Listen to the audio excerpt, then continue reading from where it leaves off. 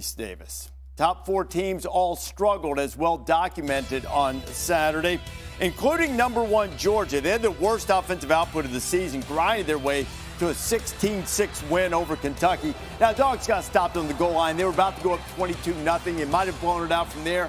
Kentucky's credit, they made it a tough game the rest of the way after getting the stop.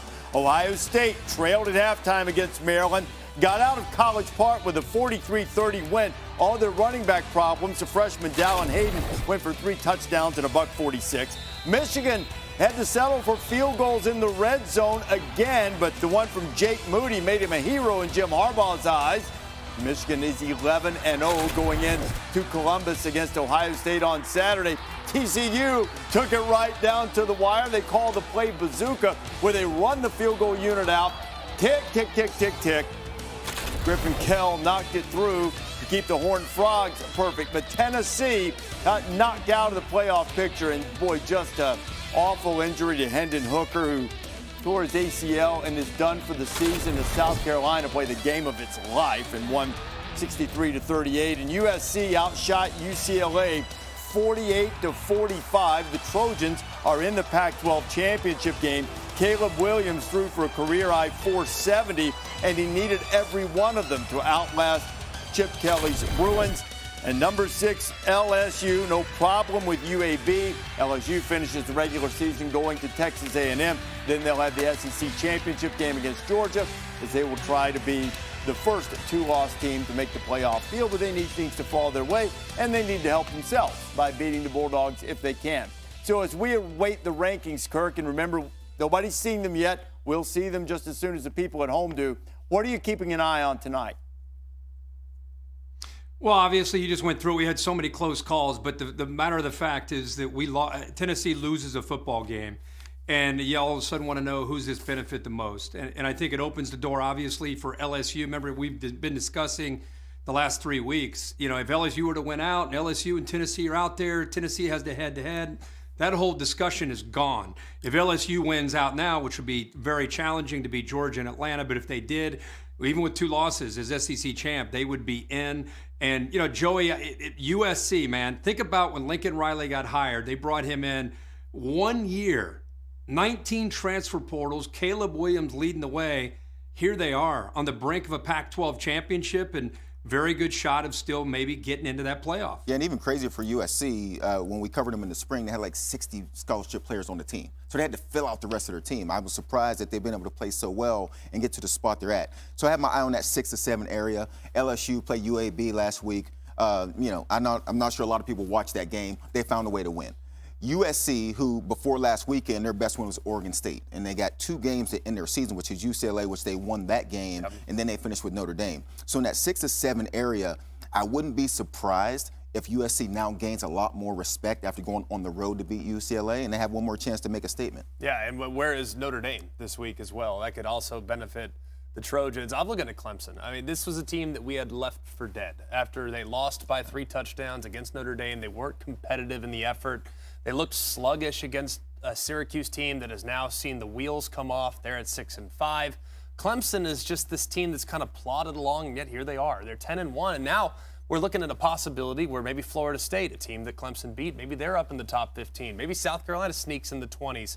Maybe you have a North Carolina team, even after the loss last week, that isn't too far disrespected by the committee. So still the possibility for a relatively strong schedule and a relatively decent argument for the Clemson Tigers. That was a really tough loss for North Carolina to blow in the lead against Georgia Tech, a Tech team that struggled. So let's take a look at this week's rankings. A week from Sunday, as I mentioned, the final ones will come out. So we have this one more before the final rankings. Tonight's College Football Playoff Top 25 brought to you by Capital One.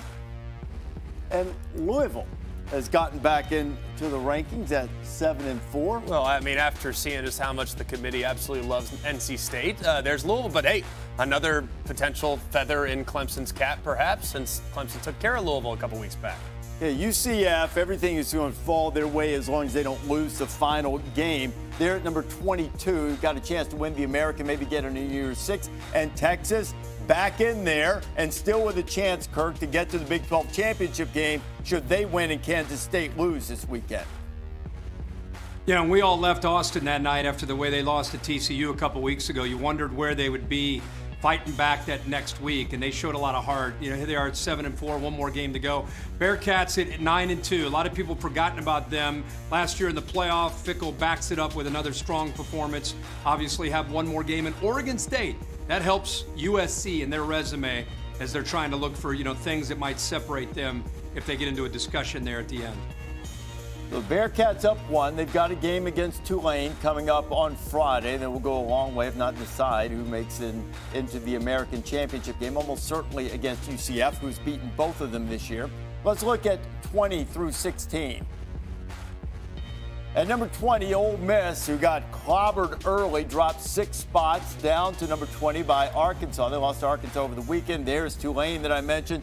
UCLA, North Carolina falling, Florida State on the rise. Yeah, I think North Carolina is a team that Greg mentioned in the open because they'll be facing Clemson in an ACC championship game. And then we're talking about resumes. At the end of the day, the higher ranked your opponent in that championship game, the more points you get if you can pull off a win. And if you win big against a team that is in that top 20, it says that much more about you in that committee room.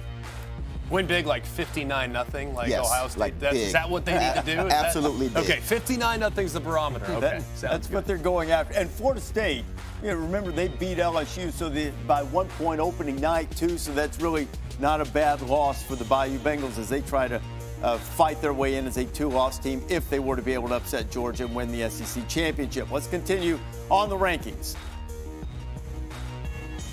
So Notre Dame's got USC this weekend, and the Irish up 3 more spots to number 15. Utah, after the loss at Oregon, is falling. Washington has the Apple Cup. Kansas State wins, and they go to the Big 12 championship game. And then there's Penn State at 11. Yeah, I think Notre Dame's interesting to more teams than just where you look at USC playing them this week. Ohio State also. In the event that Ohio State loses to Michigan this upcoming weekend, Notre Dame is that team that they played early in the season, got a win. Their resume might matter if we start to get into these conversations about a team still having a chance to get in without playing for a conference championship. Look at Kalen DeBoer in Washington. We keep looking at these first-year head coaches. Marcus Freeman, Kalen DeBoer, that's a couple more first-year head coaches. We're going to see more as we go up higher in the rankings with Lincoln Riley up there as well. And Brian Kelly at LSU. Just remarkable what some of these guys have been able to do taking over before they're able to, people typically want to say, well, give me a chance to recruit my guys. Here's a bunch of guys that have figured it out pretty quickly. And Kalen DeBoer has figured it out so well. Just as you were speaking, Kirk, he got a contract extension. Not even kidding about that. That happened. Congrats to him. He absolutely earned it. The other one, too, deserves here, it. Yeah. Penn State here, Kirk, at 11. Not saying that they're within striking distance of the playoff, but them being in this spot relative to the other 2-loss teams just sets up for the possibility if there's chaos. Say USC loses to Notre Dame. Say there's chaos. Maybe the chalk flies in the SEC championship game. Can a 1-loss Michigan and or Ohio State still be in the top 4? And with Penn State being there at 11, still a really good win that both those teams have. Yeah, the only 2 losses Nittany Lions have suffered, one on the road against Michigan and one at home against Ohio State. The top 10, the college football playoff top 25. Less than 2 weeks remaining, 2 more rankings, and you should note that the lowest anybody's been ranked and made it into the playoff at this juncture is number 7. Tennessee falls 5 spots after getting blown out by South Carolina. And I think the key point is losing Hendon Hooker for the rest of the season. And so not just the loss, but if you're ranking Tennessee at this stage, you rank them without Hendon Hooker on that roster, and that makes you lose a couple more places in the rankings. The issue that I have here, though, is that this will affect what bowl game Tennessee ultimately goes to. We know they're not going to a playoff game. We know that. We get that. But Tennessee has earned the right to be in a more highly prioritized bowl than LSU and or Alabama. They with beat Hendon Hooker, though. Correct. With Hendon Hooker. But still, it's the rest of the team still was a part of those. But victories. you rank them with the players they have now. But it's also very likely that all of them are going to be in the year 6 there. Let's get to number 9. And Oregon moves up 3. They've still got Oregon State trying to get into that Pac-12 championship game to take on USC, Kirk. Yeah, after Vandy beats Tennessee this weekend, that won't matter, Greg. You don't have to worry about that.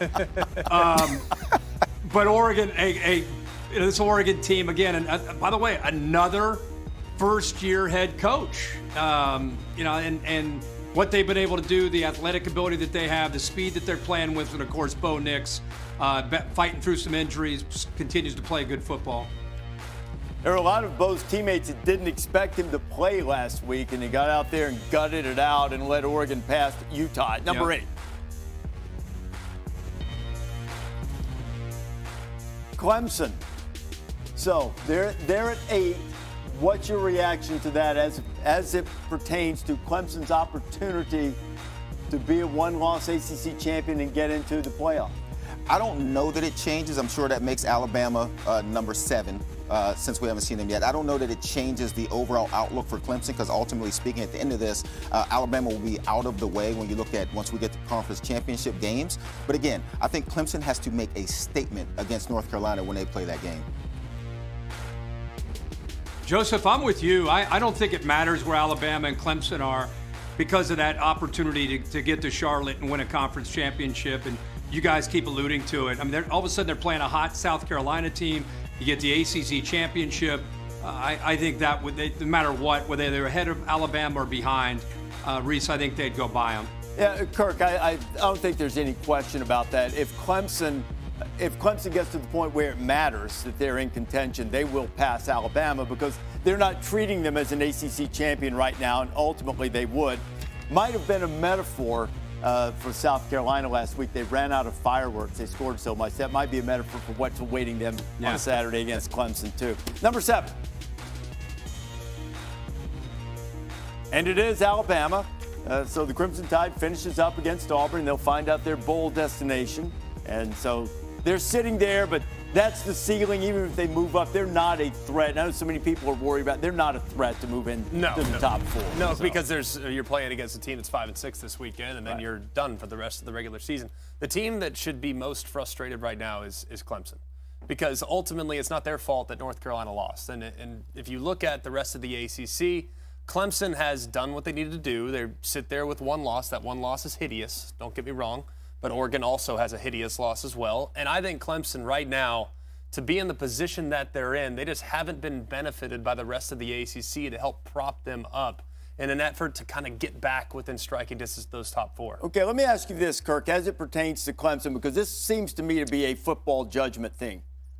What does Clemson do really well that looks like a playoff team to you? Defense, run the football with Shipley.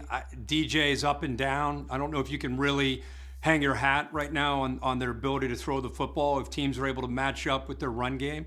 But they do play great defense, which keeps them in almost every game they play.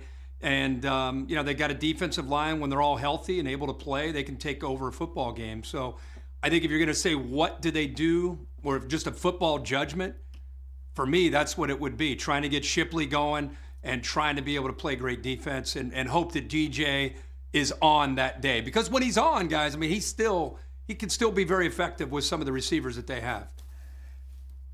That didn't sound very convincing. And I see where you're going, Reese. And when you talk about the defense, I think when you watch the way they lost to Notre Dame, especially in the second half, Notre Dame said, hey, we're going to run between tackles. We're just going to just bloody your nose, or we're going to run over you. And they did that.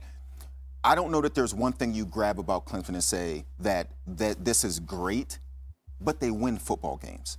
And that's the only thing you have to do in college. Is just find a way to win, and Clemson has done that. Yeah, and they're also a victim of their own success, too, because they've Absolutely. been so elite for so many years. Correct. You start comparing this Clemson team to the other Clemson teams instead of the teams they're facing this year, and you go, well, they're not as good as 2018. Well, no, but they're still, maybe they're still good enough. Let's look at the top of the rankings now. We assume that number 1 Georgia is going to stay where it has been, the number 1 team, according to the College Football Playoff Committee,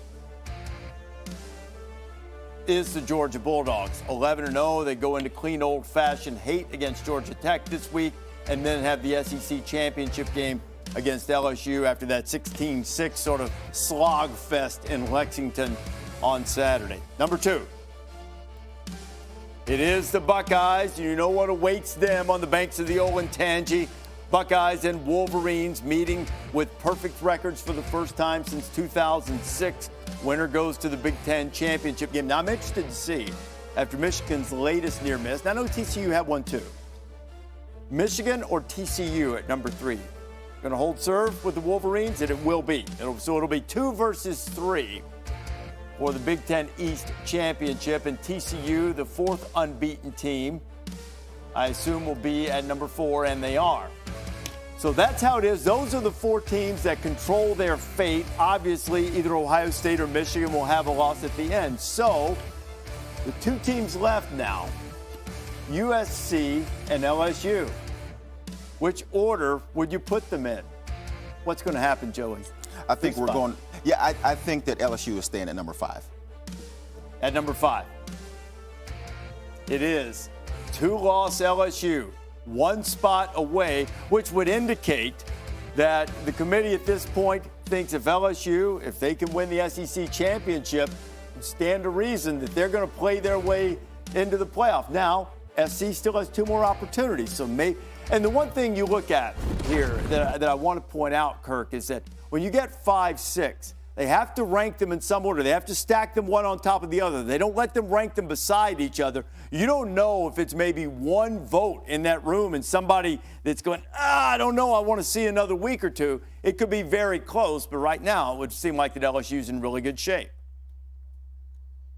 Well, absolutely. I mean, if they were to win the SEC championship, I think that would put them in. The loser of the Ohio State-Michigan game is rooting for Georgia to win and to knock LSU out.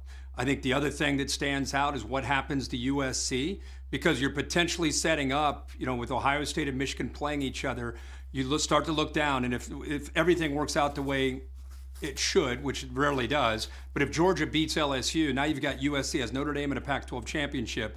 If SC were to stumble, that's where things would get really interesting with the loser of the Big Ten or the loser of the Ohio State-Michigan game.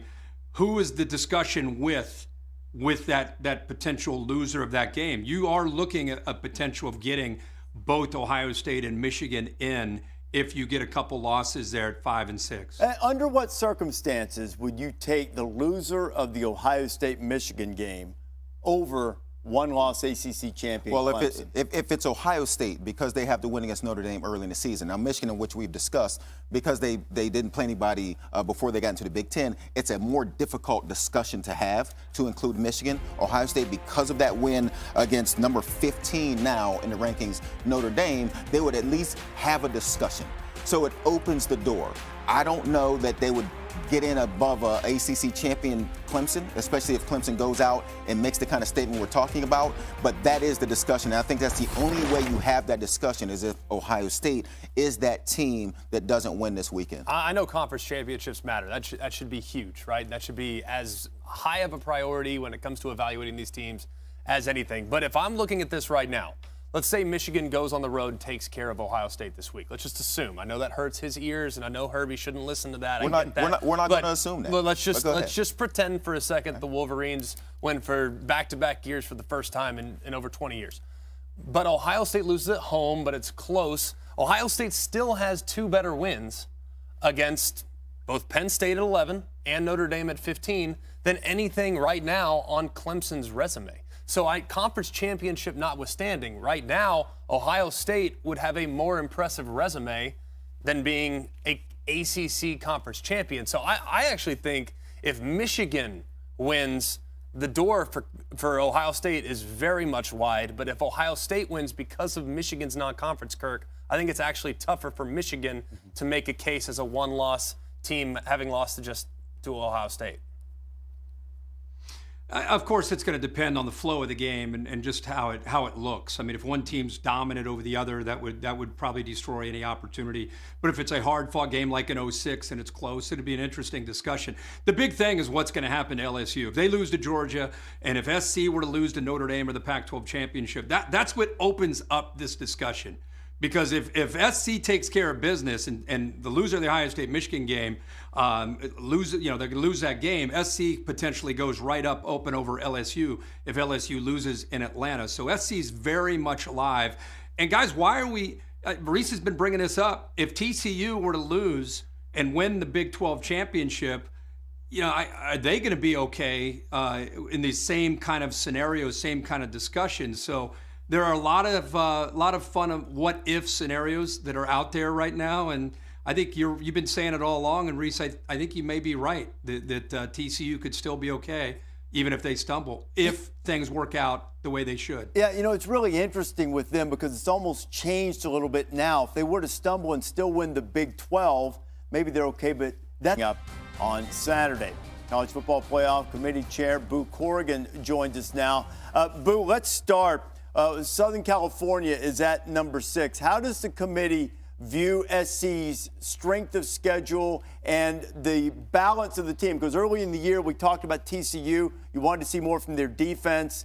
SC's had some struggles on defense. What's the evaluation there?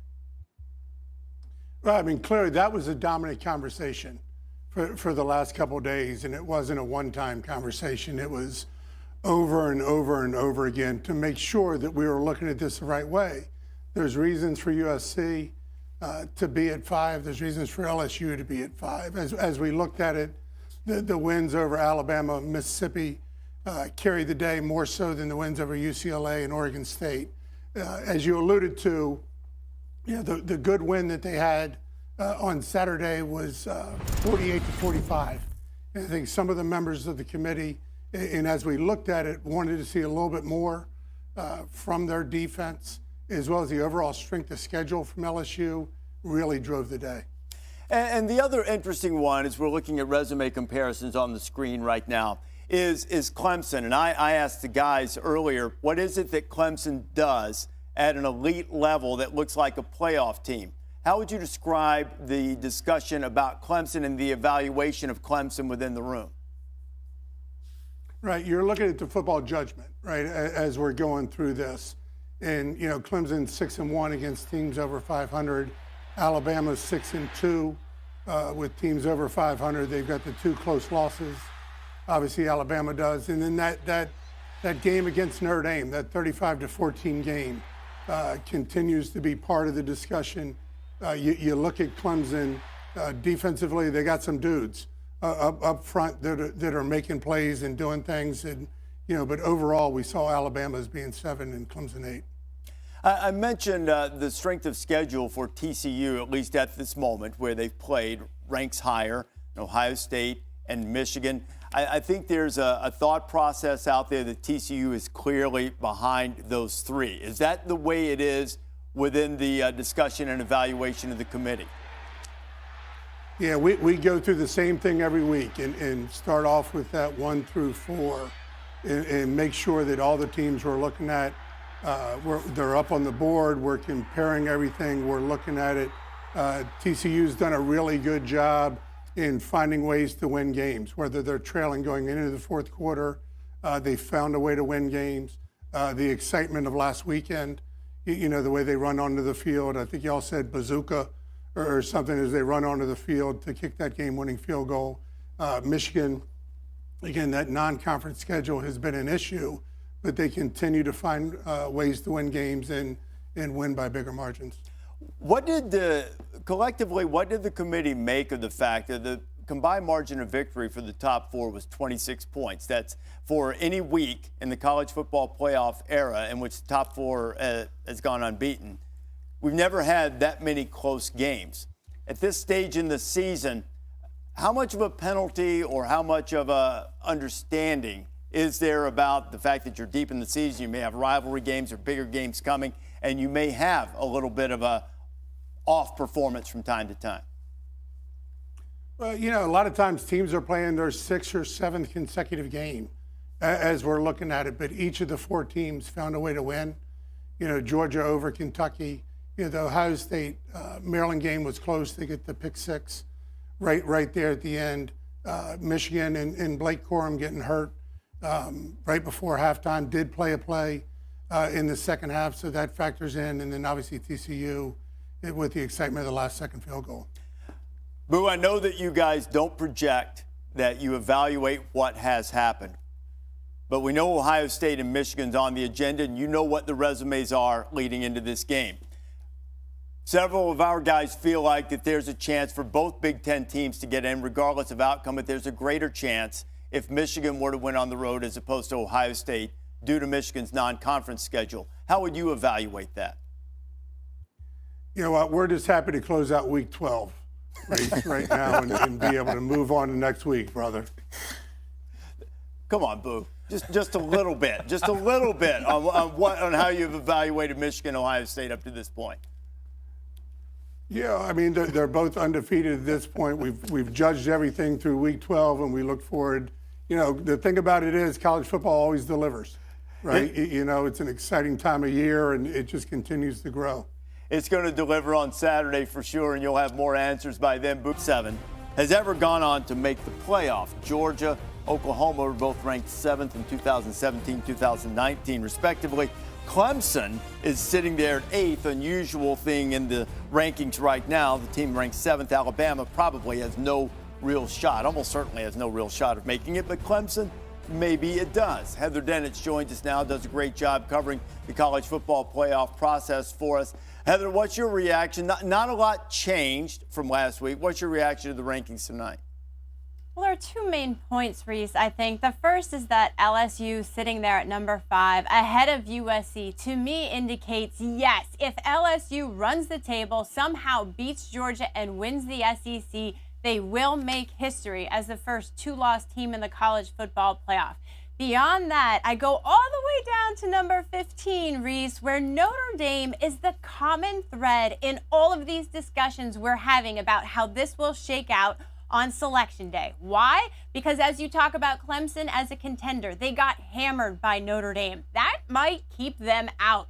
Notre Dame could eliminate USC and the entire Pac-12 on Saturday. And Ohio State, if they don't beat Michigan, guess who they're going to be talking about? That win against Notre Dame earlier in the season. So the Irish continue to be an X factor in the college football playoff discussion, and that's going to matter in the committee meeting room. And as you hear Boo talk about the difference between Ohio State and Michigan's non-conference schedule, the loser of that game, that's why I think Ohio State has a slightly better shot.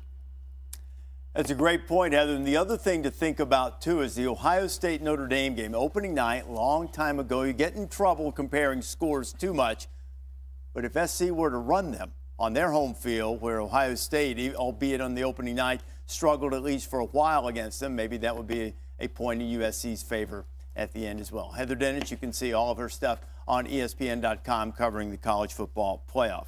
Let's take a look at this week's Verbo Team Spotlight. And LSU ranked number 5 this week. Started off 4-2, had a couple of close shaves early on, but they've hit their stride in the last 5, winning their last 5, a couple of games against ranked opponents, the overtime victory against Alabama. The offense has stepped up, particularly running the ball over the last 5 games, averaging about 216 yards per game rushing. So when you look at this, Kirk, you've long been a proponent about you can't just get caught up in whether a team has a 0, a 1, or a 2 in the loss column. When you watch LSU play, are you satisfied? Do you think it's appropriate that they're ranked 5th and ranked ahead of USC, at least tonight?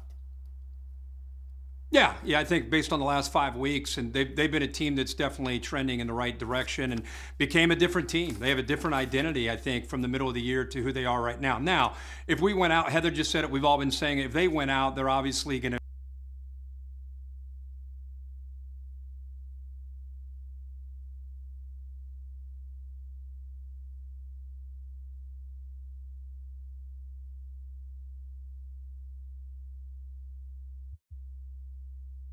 away from very logically getting into the top 4 if they beat Notre Dame and win the Pac-12 as a Pac-12 champion.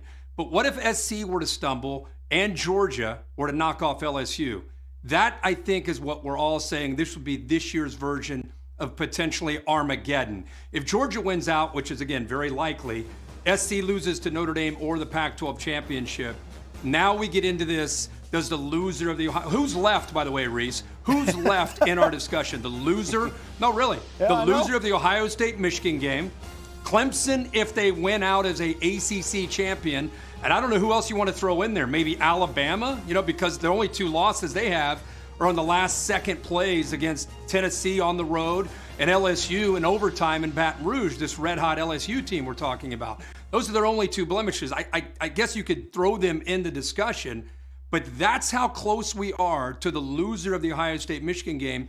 being in a pretty good discussion with Clemson as an ACC champion. And I think it's really those two teams, unless you wanted to throw Alabama in there just to make it a third team because of the narrow losses. Yeah, I mean, it would seem to be that. And it's been a few years since we've had any real drama on Selection Day, so it'd be nice to have a little bit of that. That'd be fun. Yeah, I agree. And I thought earlier when you said Clemson is suffering from what Clemson has done in the past and comparing those teams to those teams, I think Alabama's in the same case. I think we look at the two losses by Alabama and what Kirk just mentioned, the way they lost those two games on a 2-point conversion at the end, a field goal at the end.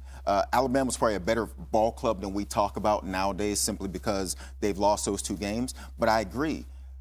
When we go into this is going to play itself out so well that in the end there may not be drama.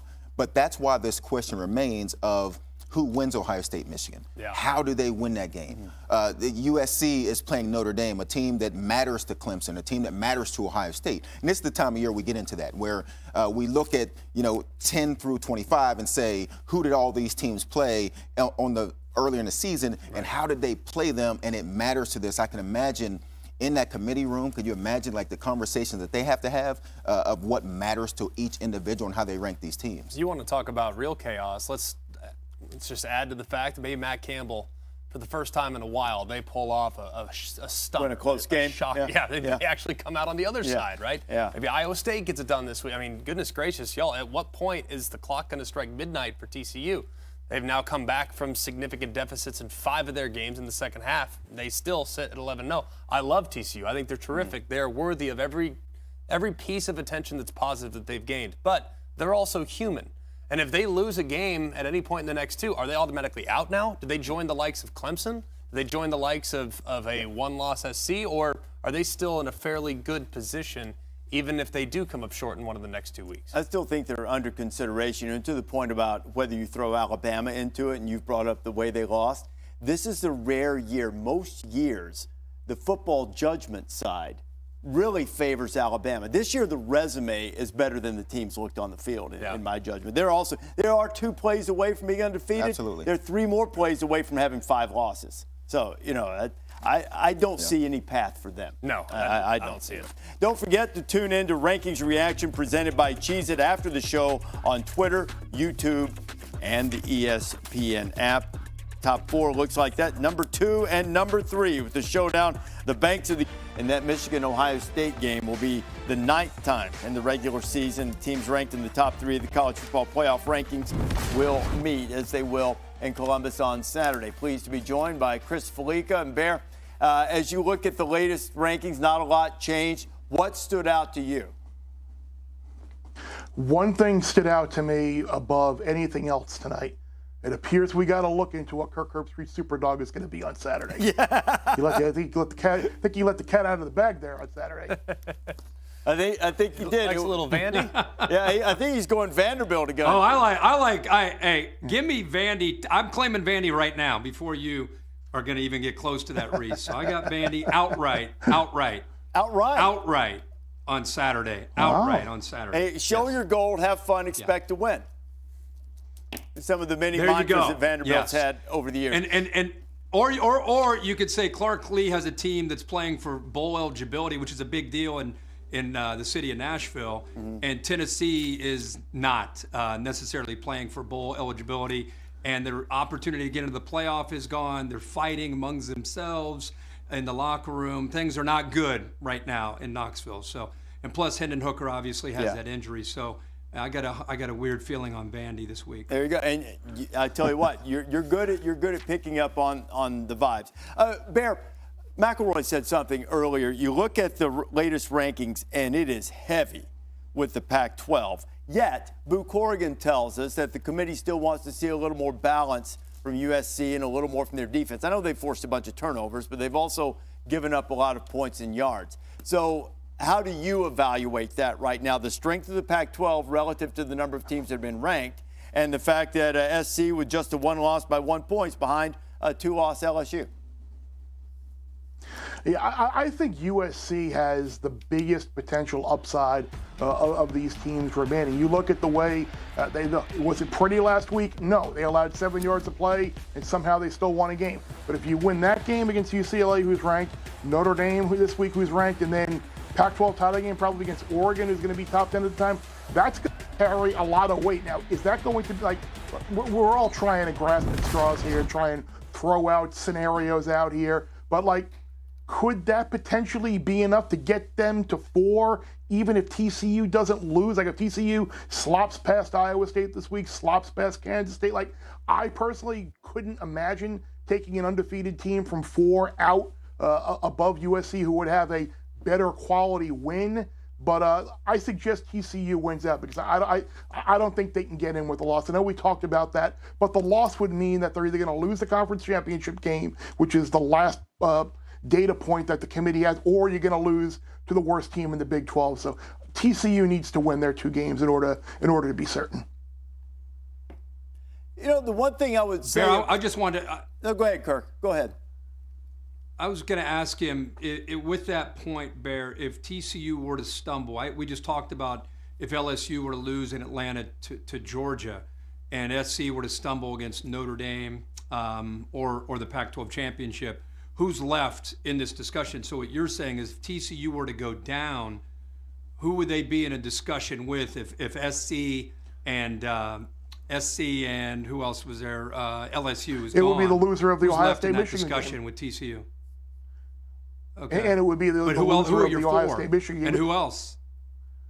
So we got Georgia, Ohio State, Michigan winner, Yep. Ohio State, Michigan loser. Yep. Yeah, LSU would be out. USC would be out. Yep. And who's in there besides TCU, even if they lose? So you're looking at TCU or when is USC's Clemson? loss? Is USC's loss to Notre Dame? Clemson, Bear. Say you- Clemson. You can say it, Well, Clemson. It'd be Clemson. The thing, it's funny you say Clemson because the interesting thing with Clemson is Boo kind of hit on it earlier when he talked about football judgment. It's clear the committee doesn't have a very good football judgment of Clemson, ranking them behind USC, ranking them behind Loss Alabama. Now, would they default their way in? Potentially, but I think in that scenario that you laid out, you're probably going to be looking at maybe still a TCU or maybe a USC. You know, the one thing though about TCU is TCU's strength of schedule is better than all of those teams that you're talking about. And the remaining strength of schedule is top 15. Bear, I mean, Clemson has still won 10 games. And I agree with a lot of the sentiment that says when you watch them, you don't grab anything great. But if all these things play out and all these teams lose, you have to consider them. They're not coming from 12. I mean, they're right there behind an Alabama team that we all agree is out of this discussion. So you might as well think of Clemson as the number 7 team at this point. So when these teams lose, and if Clemson goes on to win this weekend coming up and then beats North Carolina and becomes the ACC champion with 1 loss, that conversation has to change when it comes to Clemson. It may not be there today, but it absolutely has to change. It will if they have the ACC championship as a data point. Yeah, that's what I'm saying. And so as we're having this discussion and we're talking about who's going to be there in the conversation, because we're talking about the hypothetical if some of these teams stumble, who's going to be in that conversation? Clemson's not only in the conversation, they might be the focal point of that conversation. They might be, and it's funny. I was talking a buddy of mine who is just he's so wound up about USC about how they've looked into all. He's worked himself a bit. And I'm trying to tell him, I'm like, they've at least won their. I'm like TCU, USC, Clemson, they're all the same team. They've all got like a good unit and a bad unit. They've got some fortunate wins and a bad. But like I'm like this is honestly. I probably shouldn't say this, but number 4, honestly, does it really matter? Like they're all like if you aren't number 4, you have nobody but yourself to blame because this is a year where number 4 is there for the taking, and right now it seems like nobody but TCU wants to take it. And so far, the Horned Frogs have found a way to do it.